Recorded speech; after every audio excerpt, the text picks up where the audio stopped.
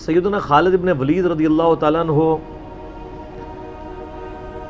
کو اللہ تعالیٰ نے مشرکین عرب سے اٹھا کے رومن اور پرشین امپائر کے اوپر دے مارا. بڑی ایکسٹراڈنری پرسنالٹی. نبی علیہ السلام کی اعلان نبوت کے بعد 19 سال تک کافر رہے ہیں. اس 19 سالوں میں موت بھی آ سکتی تھی لیکن اللہ نے زندہ رکھا ہے. حتیٰ کہ غزوہ احد کے موقع پر نبی علیہ السلام کے جو 4 دانت شہید ہوئے ہیں جو بخاری مسلم میں آتا ہے حضرت خالد بن ولید کی وجہ سے ہوئے ہیں. انہوں نے وہ جب درہ چھوڑ دیا تھا عبداللہ ابن جبیر اور باقی ان کے ساتھیوں نے, عبداللہ ابن جبیر نے تو نہیں چھوڑا تھا, چند ساتھیوں نے, تو یہ پیچھے سے آگے حملہ آور ہوئے اور نبی علیہ السلام کی بددعا ہے ان کے لیے. اس موقع پہ نبی علیہ السلام کی مبارک زبان سے نکل گیا, اللہ ایسی قوم کو کیسے ہدایت دے گا جنہوں نے اپنے نبی کا چہرہ خون سے رنگ دیا. تو سورہ ال عمران میں جہاں پہ صحابہ کرام کو اللہ تعالیٰ نے گرفت کی ہے نا 60 آیات میں کہ غزوہ احد پہ تم نے یہ غلطی کی, پھر اینڈ پہ معاف بھی فرما دیا. پہلی گرفت نبی علیہ السلام پہ آئی ہے, لیس لک من الامر شیء. نبی آپ کو تو کوئی اختیار نہیں, اللہ چاہے ان کو ہدایت دے دے. ہوئے ہوئے ہوئے ہوئے, اور اسی کو ہدایت بھی مل گئی. اسی پیگن کو اللہ نے اٹھایا ہے. پیگن انگلش میں کہتے ہیں بت پرست. آپ گوگل پہ جا کے لکھیں حضرت خالد بن ولید کا تعارف کہ ایک عرب کا پیگن اللہ نے اٹھا کے اسے رومن اور پرشین امپائر الٹوا دیا. پھر 19 سال تو کفر میں گزرے ان کے, اسلام میں ان کے 19 سال نہیں گزرے سر, بمشکل 10-11 سال. لیکن انہوں نے اپنے 19 سالوں کے بھی سارے گناہ دھلوا دیے. جو کچھ کیا پھر اور جو کچھ اللہ نے ان سے کام لیا.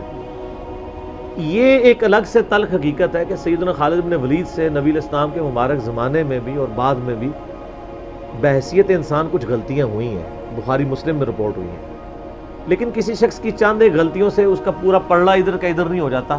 اللہ بھی قیامت والے دن نیکیوں اور برائیوں کو تولے گا. نیکیاں زیادہ ہوں گی تو پھر اس کو یہ نہیں کہا جائے گا کہ یہ تو نے اتنی بڑی برائی کیوں کی تھی, پھر وہ پاس ہو چکا ہے. چاہے کسی ایک سوال میں اس کے 0 نمبر بھی آئے ہوئے ہیں, پاس ہو چکا تو اس کا تانا بھی نہیں دیا جائے گا, نیور. تو 2-4 واقعات کو لے کے اس طریقے سے کسی بندے پہ چڑھائی کرنا یہ بالکل زیادتی والی بات ہے. سیدنا خالد بن ولید سیف اللہ ہے, اس میں کوئی شک نہیں ہے. صحیح بخاری میں جو یہ حدیث کہتے ہیں نا, یہ حدیث بڑی مشہور ہے. غزوہ موتا کے موقع پر آپ کو پتہ ہے نبی علیہ السلام نے رومن امپائر کی طرف اپنا ایک ایلچی روانہ کیا تھا, خط بھیج کے. اس ایلچی کو قتل کر دیا گیا تھا اور اس وقت ایلچی کا قتل اعلان جنگ ہوتا تھا. تو نبی علیہ السلام نے ایک لشکر روانہ کیا زید بن حارثہ کی قیادت میں. نبی علیہ السلام کے منہ بولا بیٹا جس کا نام قرآن میں ہے, واحد صحابی جس کا نام قرآن میں ہے, زید. لیکن ساتھ ہی آپ نے فرمایا, صحیح بخاری میں الفاظ ہیں کہ اگر زید فوت ہو جائے, مسند احمد میں ڈیٹیل موجود ہے انہی الفاظ کے ساتھ, کہ زید فوت ہو جائے تو جعفر کو اپنا امیر بنا لینا. جعفر فوت ہو جائے, شہید ہو جائے, تو پھر عبداللہ بن رواحہ کو بنا لینا. اگر وہ بھی شہید ہو جائے پھر تو اپنی مرضی سے کسی کو امیر چن لینا. یہ مسند احمد میں. بخاری میں الفاظ ہیں کہ صحابہ کرام کہتے ہیں نبی علیہ السلام مدینہ شریف میں تھے اور آپ علیہ السلام کی آنکھوں سے مسلسل آنسو رواں تھے, اور آپ نے کہا کہ میرے زید کو شہید کر دیا.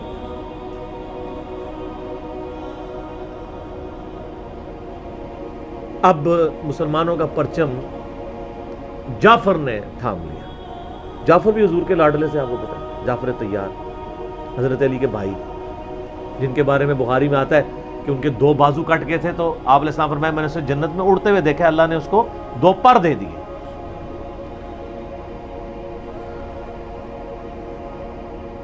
نجاشی کے دربار میں انہوں نے ہی, آپ کو پتا ہے, سورہ مریم پڑھی تھی.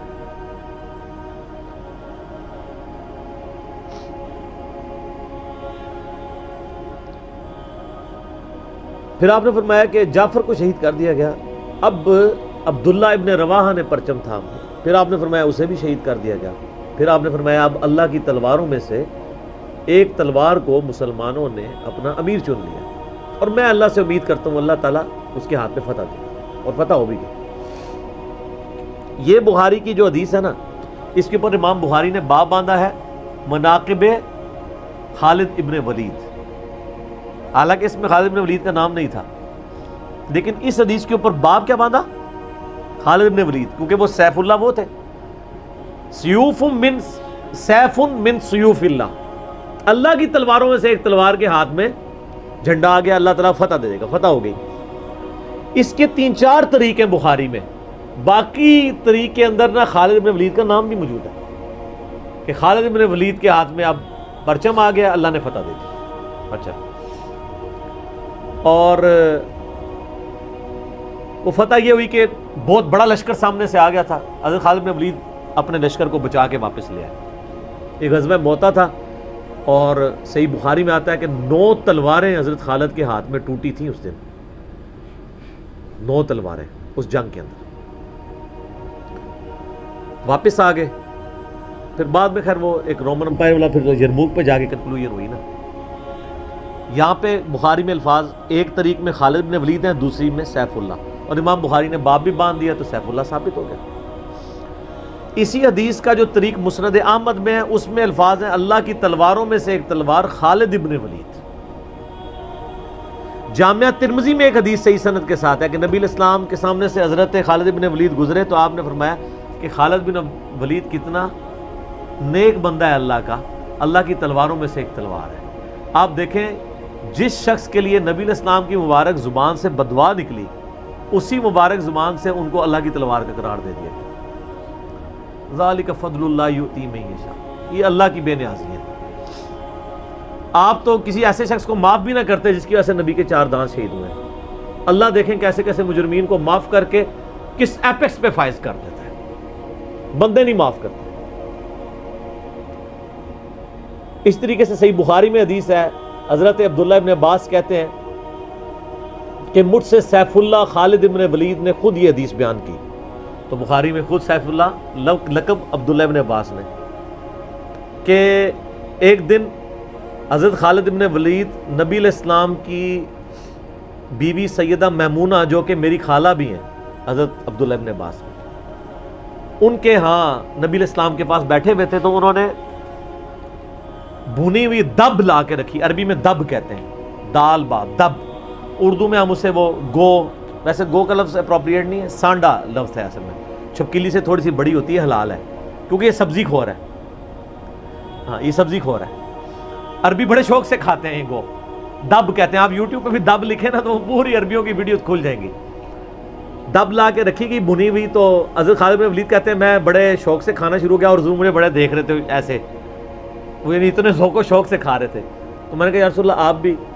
تو آپ فرمایا کہ میرے علاقے کی غذا نہیں ہے، میں نہیں کھاتا، یعنی حرام۔ ان کا یا رسول اللہ کیا حرام ہے؟ آپ فرمایا حرام نہیں ہے، مجھے پسند نہیں ہے۔ اس سے یہ بھی بات پتہ چلی کہ اگر کسی کو کوئی رزق پسند نہ ہو تو اس میں کوئی گناہ اور عیب والی بات نہیں ہے۔ یہاں تو کہتے ہیں جس کو کدو پسند نہیں ہے اس کی گردن اتار دو، کہتے ہیں نا قاضی ابو یوسف کی طرف ایک جھوٹا واقعہ مشہور کیا ہوا ہے۔ وہ اللہ نے یعنی اتنی چیزیں اس لیے بنائی ہیں نا، کسی کو ایک چیز پسند ہوگی کسی کو دوسری، تو اس میں بھی سیف اللہ کے الفاظ ہیں۔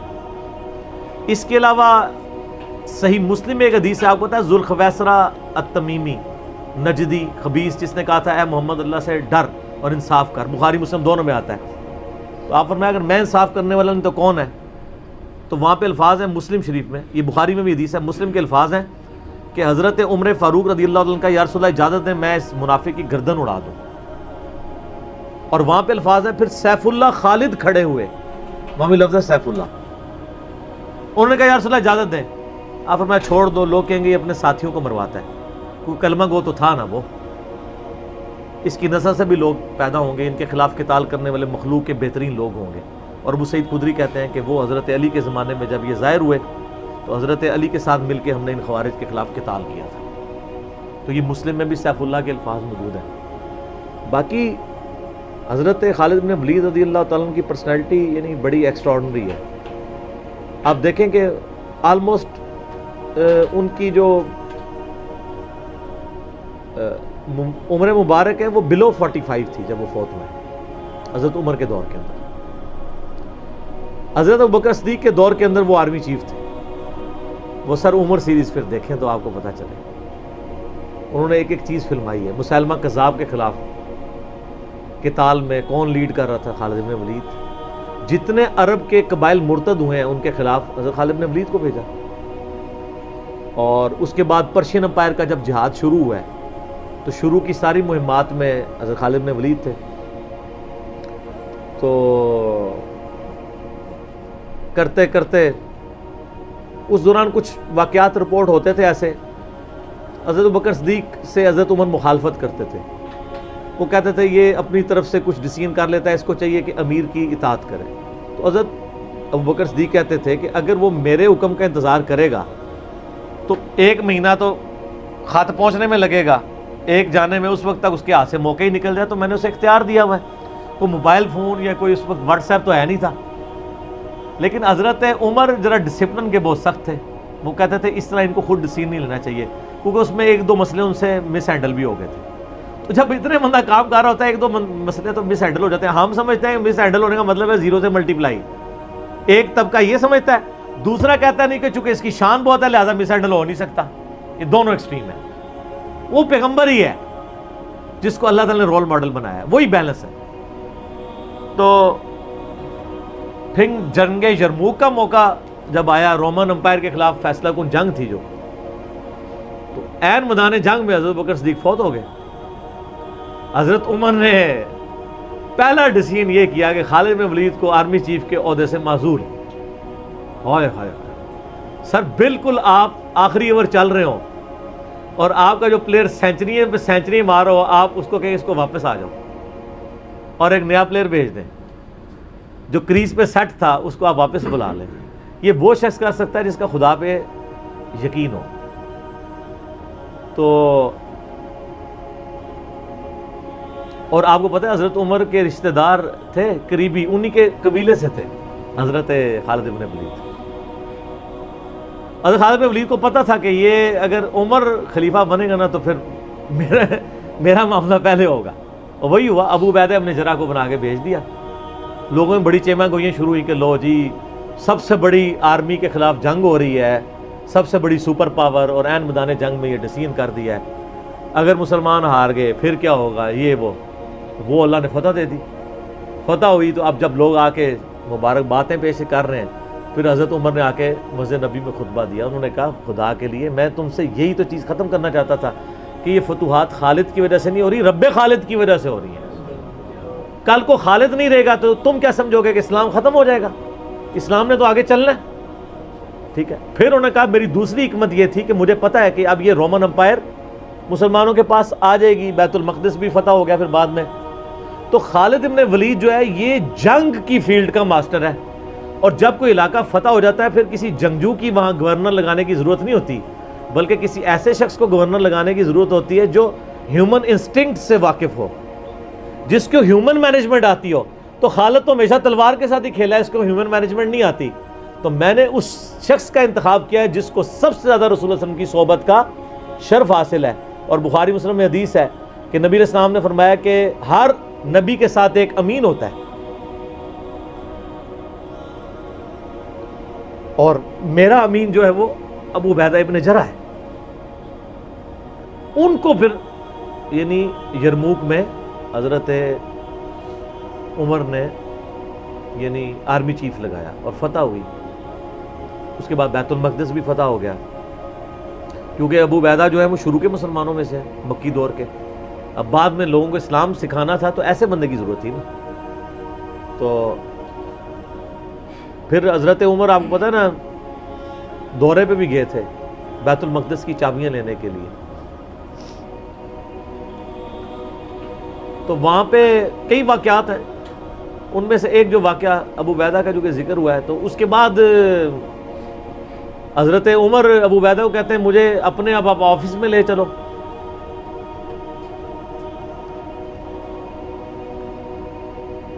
دنیا کی سب سے بڑی سپر پاور فتح کی ہو جس بندے نے، آپ سمجھیں کہ ایک بندے نے امریکہ فتح کیا ہے، کسی جنرل نے، واشنگٹن ڈی سی میں اس کا آفس تو ہونا چاہیے نا.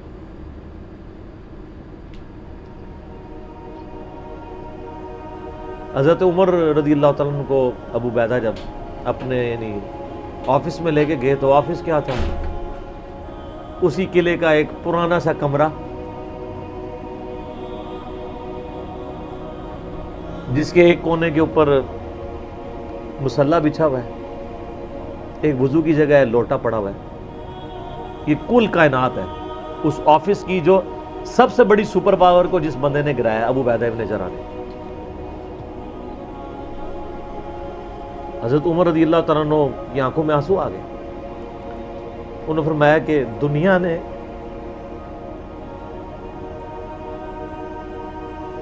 ہر بندے کے اوپر اپنا اثر چھوڑا ہے سوائے ابو عبیدہ ابن جراح کے.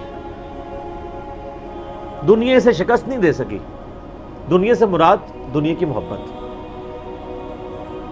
ہر بندے نے اپنا حصہ لے لیا. اس لیے آپ کو پتا ہے نا کہ حضرت عمر اپنے دور خلافت میں ابو عبیدہ ابن جراح کو بار بار خط لکھتے رہے کہ آپ ادھر آ جائیں، کیونکہ حضرت عمر چاہتے تھے کہ میں اپنے بعد ان کو خلیفہ نامزد کروں، اس لیے کہ وہ امین الامت ہے. لیکن وہ پھر حضرت عمر کے دور میں طاعون کے مرض میں وبا جو پھیلی تھی شام میں، اس میں وہ پھر شہید ہو گئے، اور وہی ان کا پھر وہ قبر بن گئی. سر میرا سوال ہے کہ طاعون کا مرض آپ کو پتہ ہے کہ کیا تھا؟ جسم پہ پورے پھوڑے نکلتے تھے کینسر کے. تو کیا حضرت ابو عبیدہ ابن جراح ناکام گئے ہیں دنیا سے؟ کہتا ہے جی کوئی بندہ مرا تھا، بڑا نورانی چہرہ تھا، یہ تھا وہ تھا. ہر بندے نے اپنے بنائے ہوئے.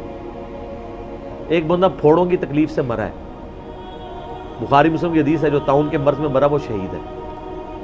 تو وہ مرے تو بستر مرگ پہ ہے لیکن شہید ہے. اور دوسری طرف خالد بن ولید آپ دیکھ لیں، سینکڑوں جنگوں میں حصہ لیا انہوں نے، کسی ایک جنگ میں شکست نہیں کھائی، حتیٰ کہ جو کافروں کی طرف سے بھی غزوہ احد لڑی ہے اس میں بھی ان کو شکست نہیں ہوئی. جسم پہ حضرت خالد بن ولید کہا کرتے تھے میرے جسم کا کوئی حصہ نہیں جس پہ برچھی یا نیزے یا تلوار کا نشان نہ ہو. ظاہر ہے اتنی جنگوں میں زخم لگ جاتے ہیں، لیکن میں بھی آج ایک بوڑھے اونٹ کی طرح بستر مرگ پہ مر رہا ہوں. میں نے سینکڑوں جنگوں میں اپنی موت کو تلاش کیا لیکن موت نہیں آئی.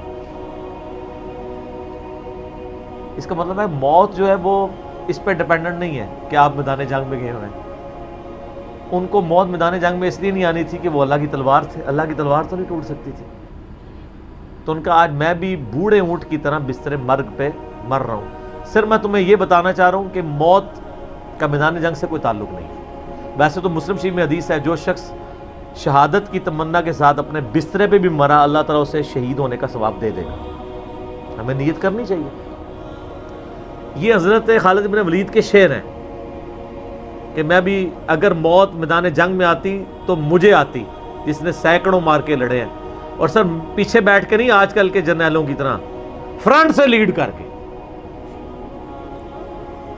تو یہ ان کے اشعار آج بھی ان کا جو قبر یا مزار بنا ہے اس کے ساتھ ایڈجسنٹ مسجد کی دیوار کے اوپر یہ شعر لکھے ہوئے ہیں. آپ یوٹیوب پہ جا کے دیکھیں تو آپ کو مل جائیں گے. فرنٹ سے لیڈ کر کے پوری زندگی لڑے ہیں. باقی ان سے جو کچھ واقعات مس ہینڈل ہوئے ہیں اس سے آپ ان کی یہ نہیں کہہ سکتے کہ زندگی زیرو سے ملٹیپلائی کر رہی. کیونکہ جو بندہ موت کو گلے لگانے کے لیے ہر وقت تیار ہو، اس کے بارے میں یہ کہنا کہ وہ کسی عورت کے معاملے میں مطلب وہ اس سے محبت کے چکر میں اس نے اس کے یعنی خامند کو مروا دیا، جو ایک واقعہ ملتا ہے، تو ایسا نہیں تھا. کیونکہ حضرت عبداللہ بن عمر اور عمار بن یاسر آپ کو پتہ ہے یہ رپورٹر تھے حضرت ابو بکر کے. غزوہ جب وہ جنگ یمامہ کے بعد واپس آئے نا، انہوں نے آگے رپورٹنگ کی. انہوں نے پوچھا ہاں بتاؤ اتنے مار کے لڑے کیا ہوا کیا ہوا. تو عمار بن یاسر نے کہا کہ اللہ کی قسم آپ جنگ یمامہ تو جیتی ہے خالد بن ولید کی وجہ سے. پہلے تو پسپائی ہو گئی تھی، 700 وفات شہید ہو گئے تھے. حضرت خالد بن ولید اکیلے آگے چلے گئے تھے جسے روپ پڑا تھا. تو انہوں نے کہا کہ اے امیر المومنین، خالد ہم میں سے اگر کوئی شہید ہوتا سب سے پہلے خالد ہوتا. یہ ہر جنگ میں سب سے پہلے آگے جا کے لڑتے تھے، اور اگر کوئی سب سے پہلے دشمنوں کے تیروں اور نیزوں کا شکار ہوتا تو خالد بن ولید ہوتا. تو جب جس بندے کی زندگی کی کمٹمنٹ کا لیول یہ ہو نا، اس کے لیے عورتوں کا شگف کوئی شگف نہیں ہوتا. جب بندہ جان ہتھیلی پہ رکھ کے جا رہا ہو، سر یہ ہماری سچویشن نہیں ہے. تو وہ آپ کسی بندے کی اجتہادی خطا یا کہیں پہ کوئی اس کا مسئلہ وہ ایک علیحدہ بات ہے. اوورآل جو بندہ اتنا کمٹمنٹ کے ساتھ لڑ رہا ہو اس کے بارے میں یہ بدگمانی نہیں کی جا سکتی کہ اس کے اندر کوئی اس حوالے سے جھول پایا جاتا ہے۔ پر خالد بن ولید رضی اللہ تعالیٰ عنہ مسلمانوں کے ہیرو ہیں، باپ کے بارے میں قرآن میں اتنے سخت الفاظ ہیں، اور بیٹا دیکھ لیں، ٹھیک ہے۔ اور آپ کو پتہ ہے کہ حضرت خالد بن ولید حضرت عمر کی زندگی میں فوت ہو گئے تھے۔ ان کی جب شہادت، ان کی فوت ہونے کی خبر جب مدینہ شریف میں آئی نا، تو کچھ عورتوں نے واویلا کرنا شروع کر دیا۔ تو حضرت عمر، تو آپ کو پتہ ہے بڑے سخت مزاج تھے، ان کا یہ عورتیں کیوں رو رہی ہیں، کیا ہوا ہے؟ تو بتایا کہ خالد بن ولید فوت ہو گئے۔ حضرت عمر نے رونا شروع کر دیا، حالانکہ خود معزول کیا ہوا تھا، لیکن وہ اللہ کے لیے کیا ہوا تھا نا، اپنی ذات کے لیے نہیں۔ آپ فرمائے ان عورتوں کو رونے دو، خالد واقعی اس قابل ہے کہ اس کے اوپر رویا جائے، کیونکہ باقیوں کی اگر کوئی تعریف کرتا ہے نا تو غلوب ہو سکتا ہے۔ خالد نے اتنا کچھ اسلام کے لیے کیا ہے کہ اگر یہ روتے ہوئے، یہ نوحہ جو حرام قرار دیا گیا نا، وہ اس طرح کا نوحہ ہے جس میں آپ جھوٹی تعریف کریں۔ اگر کوئی روتے ہوئے کسی کی سچی تعریف کر دیتا ہے کہ اس کی وجہ سے اسلام کی یہ خدمت ہوئی، سر وہ نوحہ تو حضرت عمر کے اوپر کیا ہے، وہ نوحہ تو جائز ہے جس میں گریبان چاک نہ ہو، جھوٹی تعریف نہ ہو، آپ کلمات۔ تو حضرت عمر نے کہا کہ خالد اس قابل ہے کہ اس کے لیے عورتوں کو نوحہ کرنے دو، جو کچھ اس نے اسلام کے لیے خدمات کی۔